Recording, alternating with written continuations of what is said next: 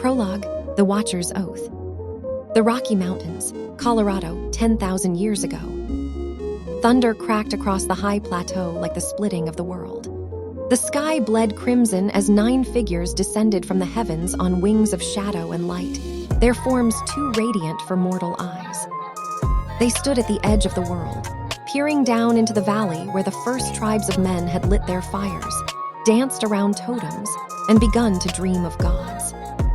"Look upon them," said Azazel, tallest of the 9, his voice like wind over stone. "They are dust, creatures of clay and size." Yet one among them, Uriel, lowered his gaze to a woman by the river, her eyes deep as wells, her voice singing hymns to a creator she had never seen. A strange longing gripped his heart. "The command is clear," said another, Raziel, whose eyes glowed gold. "We are watchers, we do not touch, we do not interfere." But Uriel stepped forward. "And if we love?" A chorus of thunder answered, not from the sky, but from the deep earth. The ground trembled. They had broken the first law. The oath of watchers was broken, and the world would never be the same. Chapter 1, The Blood Remnant. San Diego, California, present day. The storm rolled in fast over the Pacific, slamming surf against the cliffs of Point Loma like judgment come early. Dr. Caleb Elias gripped the steering wheel of his black Ford F-150, knuckles white, eyes scanning the GPS 9.7 miles to destination. His palms were slick. He hadn't slept in 2 days. Not since the bones. The Discovery had been buried beneath a collapsed cliffside dig site, an ancient burial chamber sealed under marine sediment and tectonic upheaval. Radiocarbon dated to 11,000 years ago. But the skeleton was not human. It stood at 11 feet, 4 inches.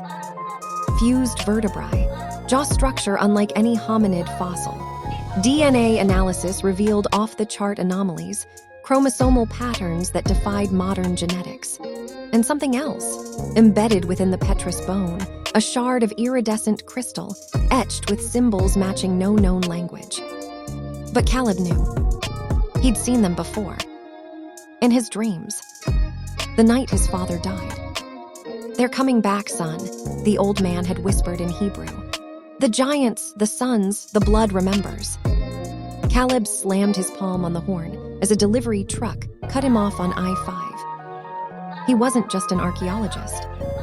He was the last Elias, a descendant of a bloodline that had guarded forbidden knowledge since the time of Noah. A bloodline that knew the truth about the Nephilim. And now, someone was hunting him. Chapter 2, The Woman at the Crossroads. Eliza Thompson was bleeding through her coat. She crouched behind the rusted dumpster at a closed-down McDonald's off Route 66 in Albuquerque, New Mexico. Her breath came in short gasps. The men were close. She could hear their boots crunching on broken glass. "They're not human," she thought. "They move too fast, too silent." One had eyes like polished obsidian. Another had fingers too long, knuckles bending backward as he sniffed the air like a hound. Eliza clutched the small leather journal in her hands. Her mother. Stolen from a locked drawer the night the house burned down. The journal spoke of giants, of angels fallen, of a war in the heavens that spilled into the soil of America. And of her. Daughter of men, blood of watchers, the last daughter of Enoch. She didn't understand it, not really. But the men hunting her did. And they wanted her alive. Her phone buzzed, anonymous number. She answered, "Hello." "You're not safe in Albuquerque," a man's voice said, urgent. "Drive west, find Caleb Elias, tell him Elam sent you." "Who is Elam?" "He's dead," the voice said, "and so will you be if you stay." The line went dead. Eliza wiped blood from her brow and ran. Chapter 3, The Conspiracy of Light. Washington, D.C., Langley, Virginia. Director Rachel Vance stared at the satellite feed on her screen, real-time infrared tracking of a heat signature moving across northern Arizona. It was massive, over 9 feet. Speed, 38 mph. No recognized military signature. No animal match. Confirmed sighting in Sedona, said her aide, Paul.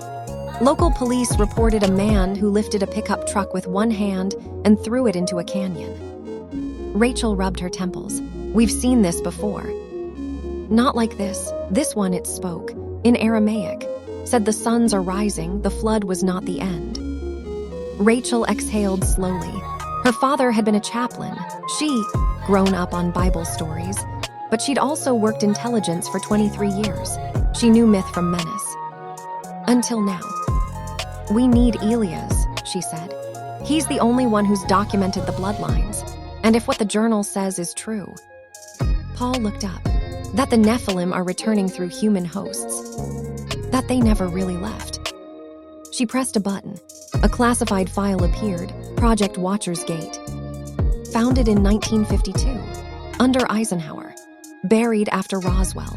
Reactivated in 2003 after anomalous DNA samples surfaced in the Gobi Desert.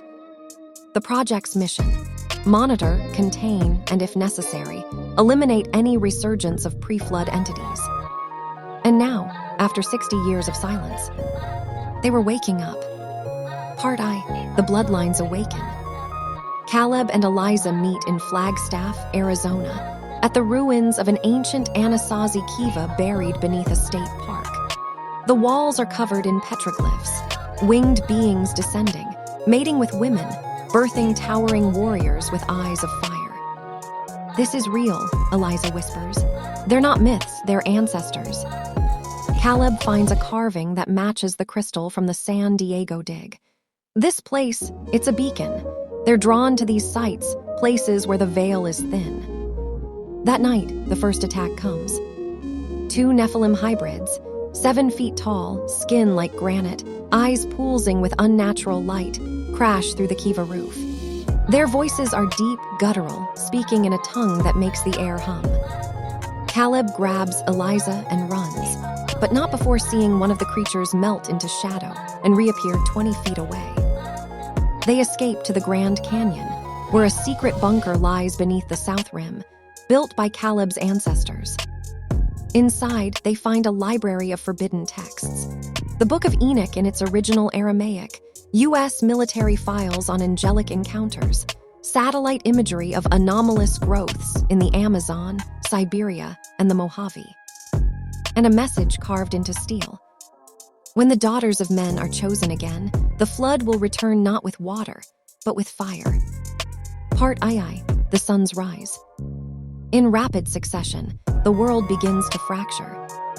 A child in Kansas grows 6 inches overnight, diagnosed with hypergigantism, but doctors find non-human DNA. In Nashville, a preacher begins speaking in ancient Hebrew during sermons, prophecies of judgment, numbing towns that will be blotted out. In Colorado Springs, a U.S. Army outpost is destroyed, not by bombs, by something that walked through walls and shattered steel with its fists.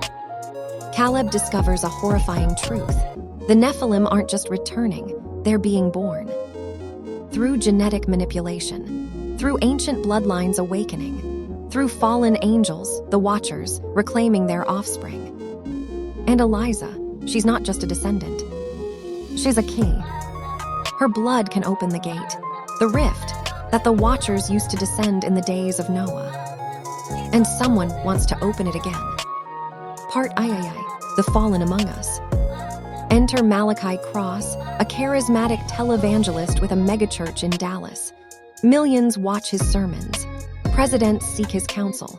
He speaks of revival, of miracles, of the coming kingdom. But in private, he kneels before a black monolith in a hidden chamber beneath his cathedral. And he prays not to God, but to Azazel. You promised me dominion, Malachi whispers. The world will kneel. First, a voice echoes from the stone, the daughters, then the sons, then the fire. Malachi smiles. She's in Arizona, bring her to me. Then he picks up the phone. To the president. Evacuate the Southwest. Tell them it's a biohazard. I have intelligence of a pandemic-level threat. But it's a cover. For the harvesting. Part IV, the final arc. Caleb, Eliza, and a small team, including Rachel Vance, now a rogue agent, journey to the most forbidden site in America, Area 51. Not for aliens, but for truth. Deep beneath the desert, in a vault sealed since 1947, lies the Ark of the Nephilim, a relic forged before the flood, said to contain the original sin of the Watchers.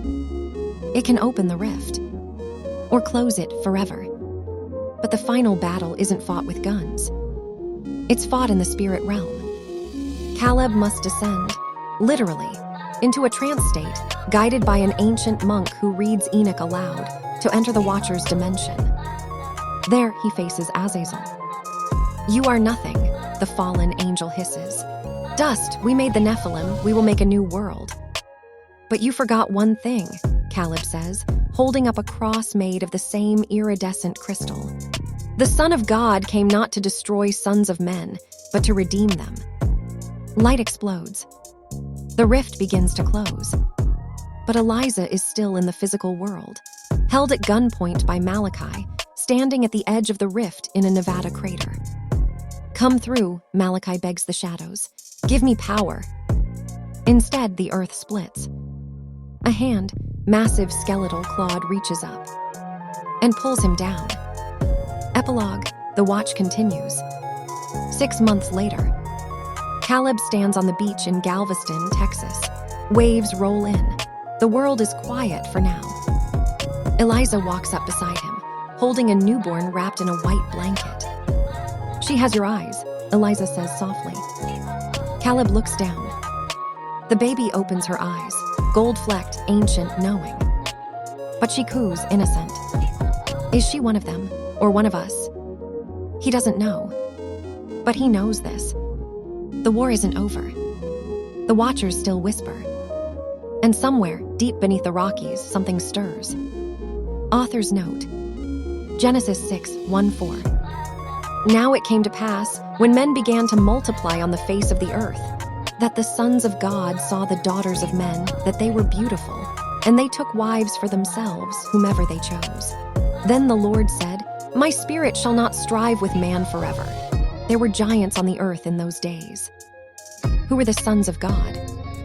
Angels, kings, demonic beings. The Bible doesn't say clearly. But ancient Jewish texts like 1 Enoch describe them as watchers, angels who rebelled, descended, and corrupted humanity. And God sent a flood. But what if the Nephilim didn't die? What if they slept? And what if, hidden in DNA, in bloodlines, in forgotten places across America, they are waking again? This story is fiction. But the truth, it's still buried.